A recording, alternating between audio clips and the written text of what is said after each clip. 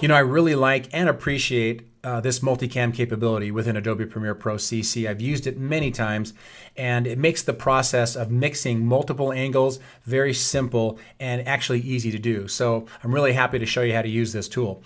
To begin with though, and to understand the concept, basically you may have gone out and you recorded an interview or a live performance of some kind, and you used multiple cameras.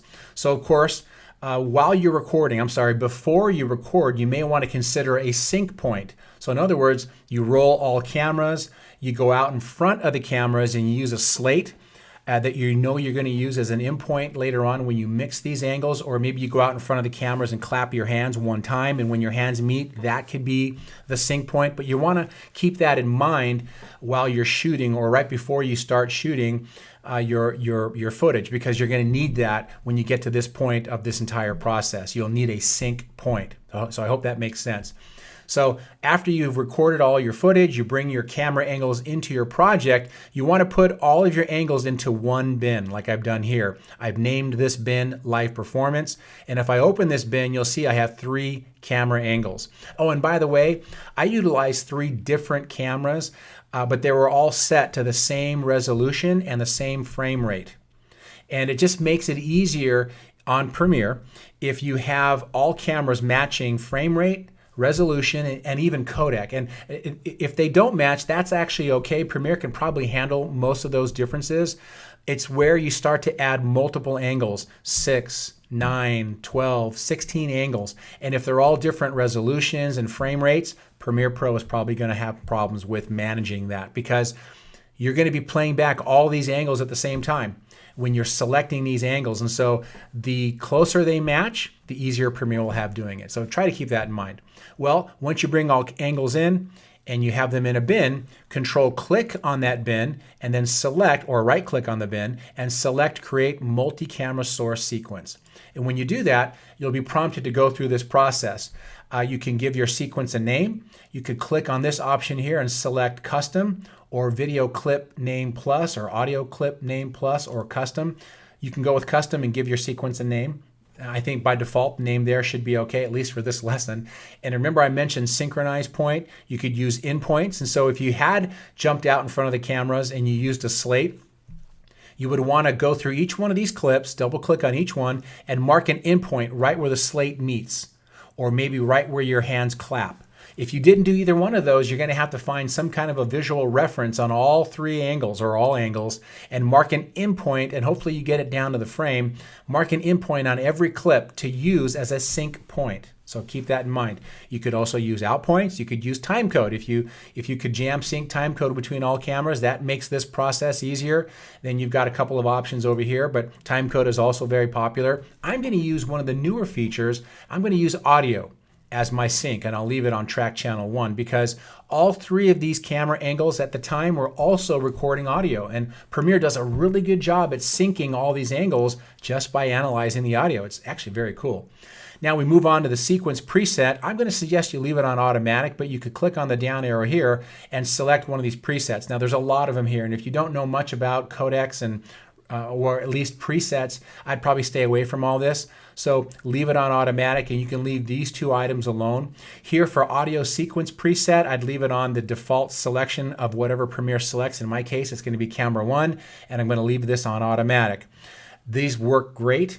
In fact, the option down here, if it lands on use clip names, great. If not, select it, because it'll now use the clip names that you have typed in over here as the angle names, which is great, as your camera names. So anyway, most of these by default are pretty good. You can go through and do what I did. If you recorded audio, you can select that, or in points for that. Sequence preset, automatic, so on and so forth. Once you go through this, select the OK button, and Premiere will create a container, if you want to call it that. It's really a clip, but I'll call it a clip/container. And within this container, all angles are inside of this container. And so the idea now is you want to put this container in a new sequence. And there's a couple of ways to do that. You could mouse click on this icon right here and drag it down into this little page peel, which is new item. Or you can control click on this icon or right click on it and select new sequence from clip. And what Premiere will do is send that container slash clip into a brand new sequence. Inside of here are all the angles. If you if you command double click, you'll get to see all three angles and all the audio. Look how it muted certain audio tracks and it's letting other audio tracks play. I could make changes here. I could click, and then click to turn these to basically unmute. And I can decide what angle from what camera and what audio I want to use. I could do the same thing up here with video. So you've got a lot of options when you get into this, which is inside the container. And I'm going to close this out and go back to this. I'll call this the main container with all the angles in it. I'm going to navigate over here to the settings button in the bottom right hand corner of my program window. I'm going to mouse click on that settings, and from composite video, I'm going to select multi-camera. I'll click that, and you'll notice a few things changed over here in my program window. So I'm going to mouse click on this and drag this over to the left so I can have a rather large preview area. And what you'll see here are your angles. And I had 3 and they're still there. It's just that because I used audio to sync, I may not see all the angles until I drag my playhead forward. There we go.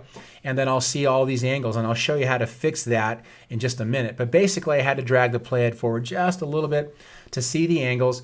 And so what you're seeing now is the inside of the container. And this yellow box indicates the starting angle of which my sequence will begin. So now I simply push the play button, and I can decide by clicking on the angle what I want to use. So now I'm just going to click, maybe go back here. And by the way, when I stop there, every time I click on one of these angles, it creates a cut in the container.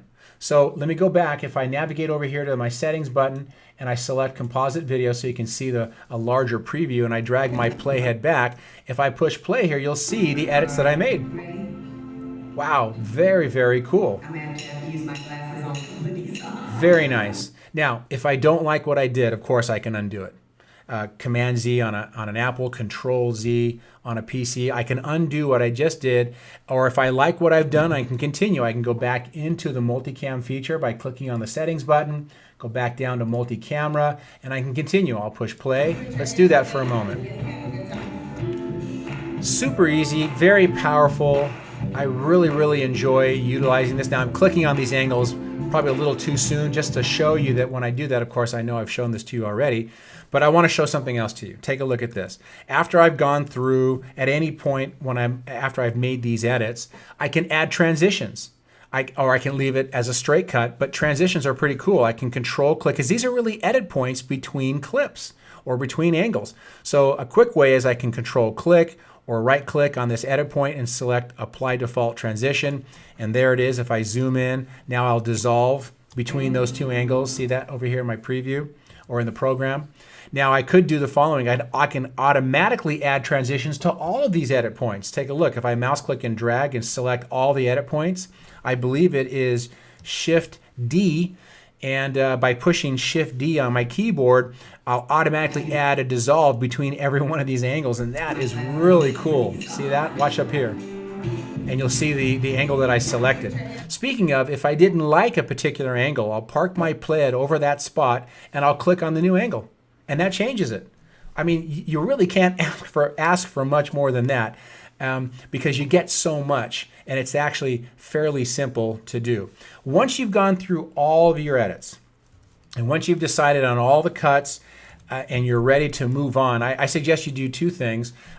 You may want to preview all your edits, so you navigate back over here to the settings button, click on that, and switch it back to composite video. And then you can do a thing called merge. So I'm going to highlight all the edits, or at least all the items here in this sequence. I'll control click right on that container, and I'll select, or right click on it, and I'll select multi-camera flatten. And when I do that, it actually flattens all the clips down to the individual clip. And I know that sounds a little redundant, but basically it flattened everything down to the original master clip that I selected at that point.